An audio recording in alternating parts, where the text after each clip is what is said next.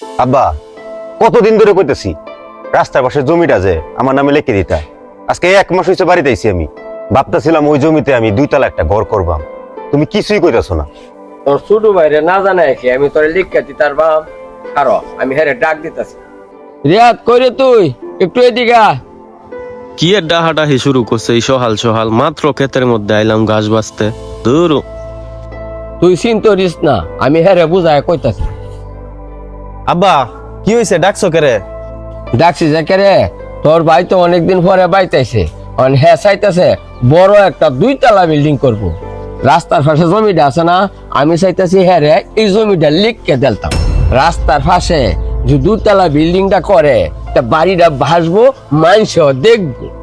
আব্বা, রাস্তার পাশে যে জমিটা ওটাতে তো আমরা ফসল করি, ফসল ফলাই। এরকম একটা জমিতে কেড়ে দিতা তুমি বিল্ডিং করতো? হ্যাঁ, বাড়িতে তো জায়গা আছে। হ্যাঁ, যখন বিল্ডিং করার শখ বাড়িতে করুক, সমস্যা কি? তুই অত চিল্লাস করে এই ফসলের জমির মধ্যে তুই ফসল ফলায় কি করে লাইছস? কি হইতে কইছে এই পর্যন্ত ফসল ফলায় লাভ হয়েছে কি? এই জমিতে হ্যাঁ যদি বিল্ডিংটা করে তা খুব বাসবো, আমরা তো নাম হইব।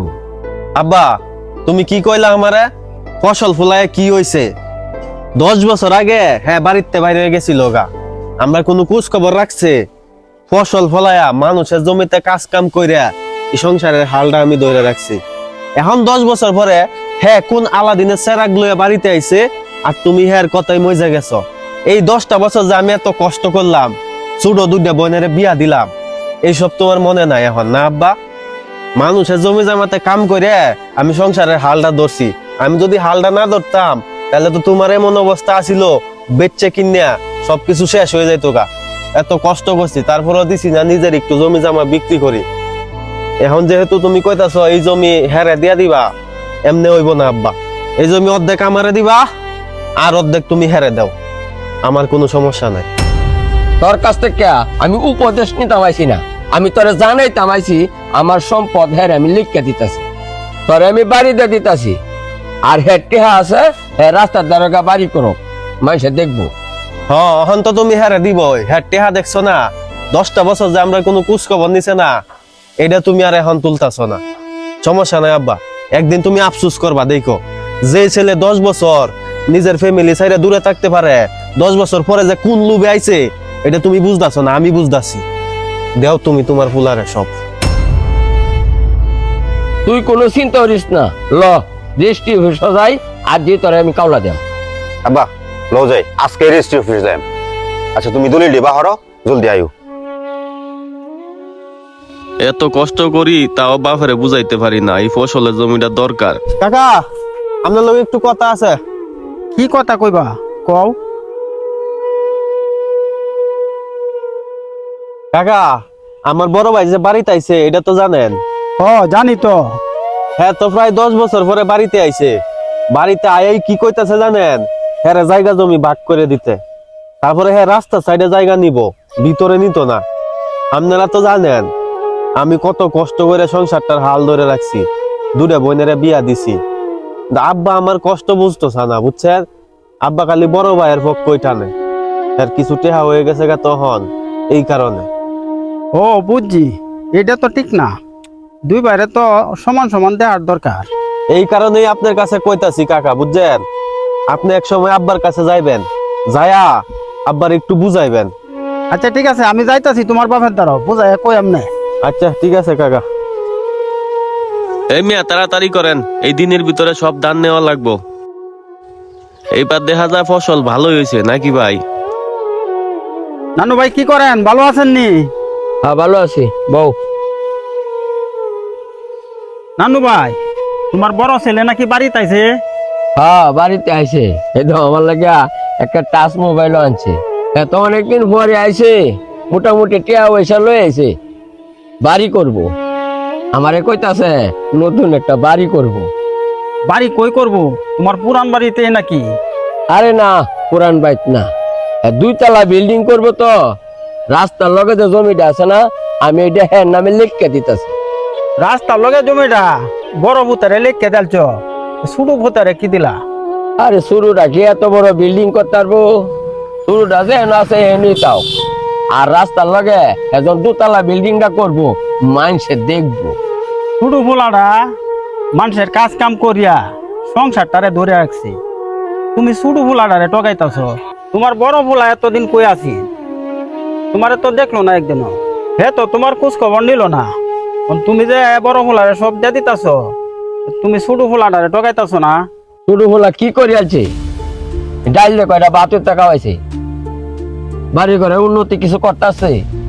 হ্যাঁ, যদিও বাড়ি ঘরে উন্নতি না করতারে, হে তো সংসারের হালটা ধরে রাখছি। হ্যাঁ, সংসারের কি হাল ধরছে এটা তো আমি দেখছি। ওই আমার বড় সারা কয়েকটা টিয়া পয়সা লইছে, তো অন বাড়ি গাড়ি করবো, এটার লাগে দেখিয়া বেহরিয়া করে চলে। আমি এগুলো থাকবাম তো, এর লাগে আমার ছোট পুতের ভাল লাগে না। তোমার বড় পোলা 10 বছর পরে বাইতাইছে, হ্যাঁ রে সব কিছু দিয়ে দিতাছ, পরে কিন্তু আর আসপুস করো না যে। আব্বা, তুমি দেখা যায় হ্যাঁ জায়গাটা দেয়া হই দিছ, বিল্ডিং এর কাম ধরছে দেখলাম, ট্রাক দিয়ে ইট মিট আনতেছে। হ্যাঁ, লেখকে দেখছি। তোর সমস্যাটা কি? হ্যাঁ, বিল্ডিং করতেছে, এটা তোর ভাল লাগতেছে না? আব্বা, বিল্ডিং এর কথা আমি কইতাছি না, হ্যাঁ যদি 14 তলা বিল্ডিং ও করে আমার কোনো সমস্যা নাই, কিন্তু তুমি আমার ফসলের জমিটা নষ্ট করছো। কত কষ্ট করে মানুষের কাম কাজ করে এই জমিগুলো আমি আটকায় রাখছিলাম, না হইলে তো তুমি কবেই বেচে কিনে খায়া লাইতা। হয়েছে, যা, অত বেশি বুঝিস না, আমার এসে বোঝাই তো। একদিন আফসোস করবো আব্বা, তুমি দেখো।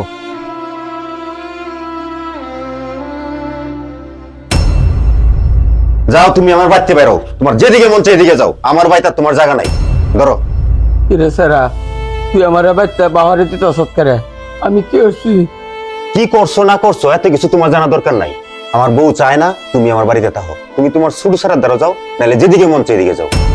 কিরে বাপ, তুই তো কইছিলি তুই বিল্ডিং করলে তুই আমার লইয়া থাকবি।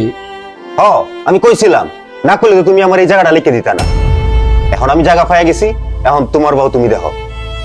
যাও না কেন তুমি এখন খারাপ রয়েছে কে, যাও।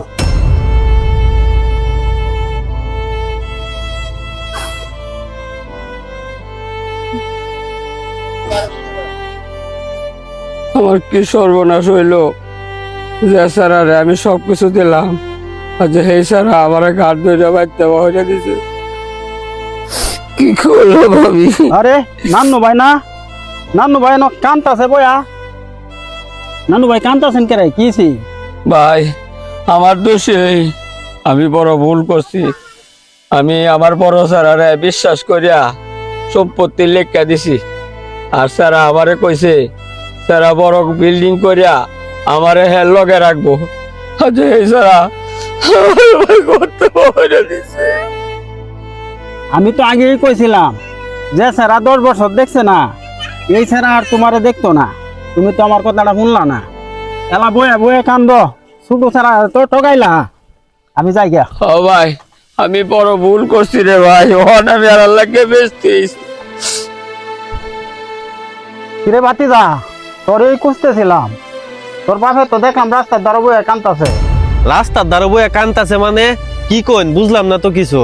ও তোর বাপেরে দেখেছি রাস্তার দ্বারা কান্তাছে, তোর বড় ভাই নাহি তোর বাপেরে বাহুরে দিছে। কোন কি? আচ্ছা আমি যাই দেখতাছি।